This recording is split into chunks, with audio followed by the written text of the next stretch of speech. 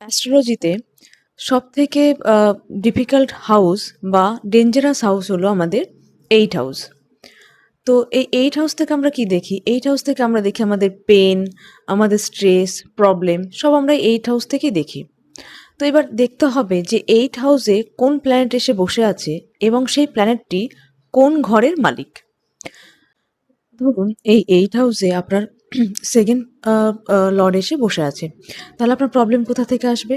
Problem হবে family থেকে, মানি থেকে। ধরুন এই 8 হাউসে আপনার 3rd হাউস লর্ড এসে বসে আছে। তাহলে আপনার প্রবলেম হবে সিবলিংসদের থেকে। যদি 4th লর্ড এসে 8 হাউসে বসে, তাহলে প্রবলেম কোথা থেকে আসে? প্রবলেম আসে মেন্টাল পিস থাকে না বা প্রপার্টি রিলেটেডও প্রবলেম হয়। যদি এই 8 হাউসে আপনার 7th লর্ড এসে বসে, তাহলে 7th লর্ড প্রবলেম কখন হবে? প্রবলেম হবে বিয়ের পর। কারণ 8 হাউস হলো সাডেন ইভেন্টের ঘর।